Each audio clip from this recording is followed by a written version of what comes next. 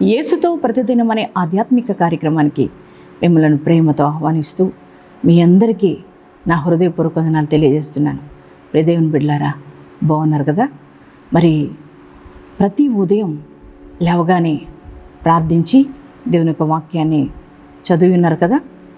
అలాగే ప్రతి ఉదయం దేవుడు అనుగ్రహించే ప్రతి మాట ఎంతో జీవం కలిగింది కదా అండి.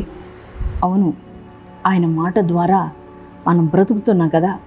దావీదు భక్తుడు అంటున్నారు, అయ్యా నీ మాట నన్ను బ్రతికించింది, నీ వాక్యము ద్వారా నేను బ్రతుకుతున్నానయ్యా అని దావీదు మాట్లాడుతున్నారు. అవునండి, దేవుని వాక్యం ద్వారా మనం జీవిస్తామండి. దేవుని వాక్యం ద్వారా మనం బలపరచబడతామండి.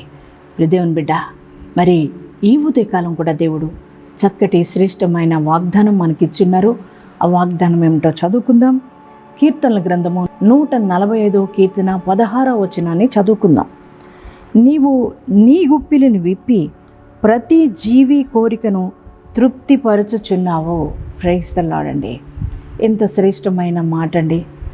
మరి దావీదు భక్తుడు తన యొక్క అనుభవపూర్వకంగా ఈ మాటను ఆయన పలుకుతున్నారు. దేవుని బిడ్డలారా, మన దేవుడు ఎటువంటి వాడు అంటే ఆయన ప్రతి జీవి యొక్క కోరికను ఆయన తృప్తిపరిచే దేవుడుగా ఉన్నాడండి. దేవుని బిడ్డలారా, మన దేవుడు మహిమోన్నతుడు, గొప్పవాడండి.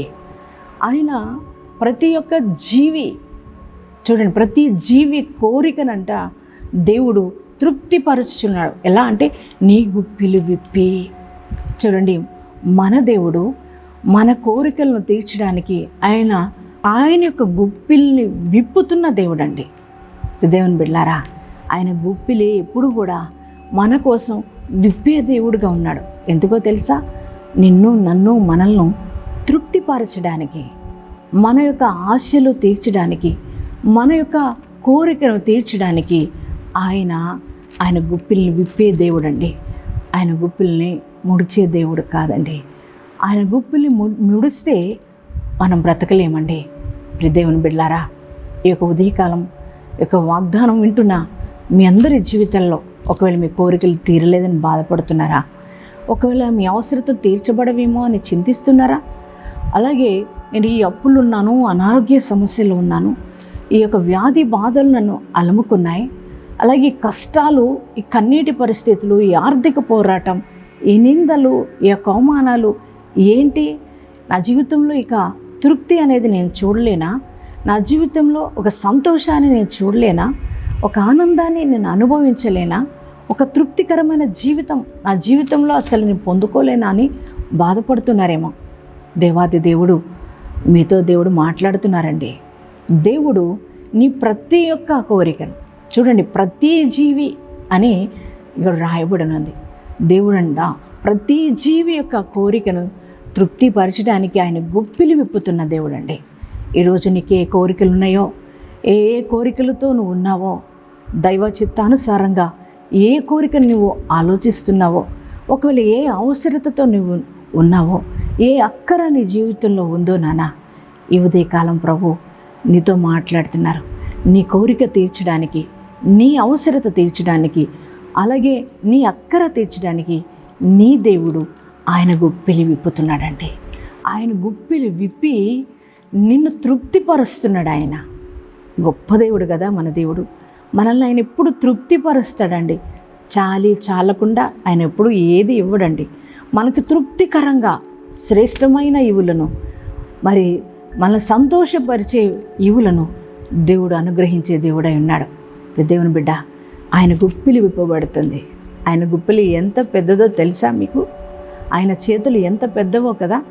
మనం అనేక మంది గుప్పిల వైపు చూస్తుంటాం, అనేక మంది చేతుల వైపు చూస్తుంటాం కదా. మనుషులు వారు గుప్పిలు విప్పితే ఎంత మాత్రం కొద్దిగా నీ అవసరత తీర్చబడుతుందేమో, కానీ దేవుని యొక్క గుప్పిలి విప్పబడితే విస్తారంగా దేవుడు నీకు సమృద్ధిని అనుగ్రహిస్తాడు.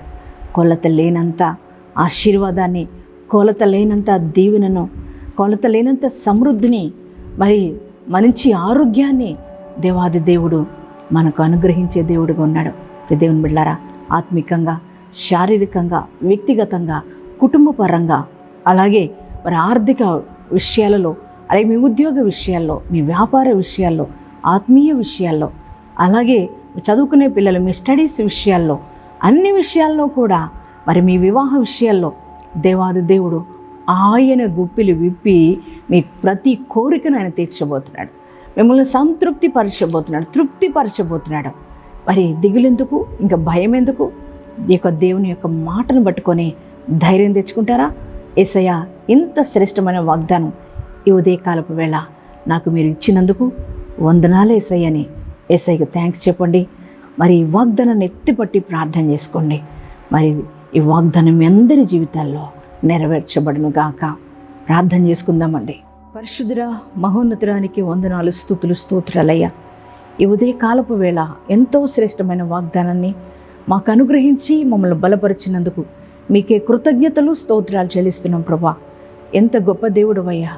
అయ్యా, నీ గుప్పిలు విప్పి ప్రతి జీవి యొక్క కోరికను నువ్వు తృప్తిపరుస్తున్నందుకు నీకు వందనాలు, స్తోత్రాలు చెల్లిస్తున్నాం ప్రభా.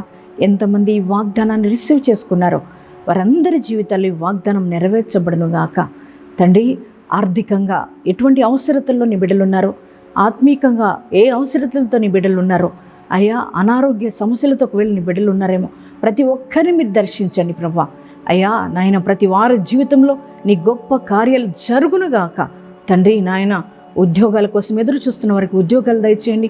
బిడ్డల కొరకు ఎదురు చూస్తున్న వారికి అయ్యా మంచి చక్కని బిడ్డలను అనుగ్రహించండి ప్రభువా. అయ్యా నాయన, వ్యాపారాలు దీవించండి, చేతి పనులు దీవించండి ప్రభువా. అయ్యా నాయన, వ్యవసాయ పనులు దీవించండి ప్రభువా. అయ్యా సేవా పరంగా అయ్యా ఇదిగో సేవ చేస్తున్న వారిని, వారి సేవను, వారి పరిచర్యను ఆశీర్వదించమని అడుగుతున్నాను. అయ్యా బలహీనులుగా, రోగగ్రస్తులుగా ఉన్న ప్రతి ఒక్కరిని ముట్టండి తండ్రి, తాకండి, స్వస్థపరచమని ప్రార్థిస్తున్నాను. నీ బిడ్డలు ఏ ఏ కోరికలతో ఉన్నారు, ఎటువంటి ఆశలతో ఉన్నారో వారి కోరికలు తీర్చి వారిని తృప్తిపరిచి మహిమ పొందండి. అలాగే ఈరోజు బర్త్డేస్ అయినా మ్యారేజ్ డేస్ జరిగిస్తున్న ప్రతి వారి జీవితంలో నీ గొప్ప కార్యాలు జరుగునుగాక. నీ దీవెనలతో వారు నింపుదువుగాక.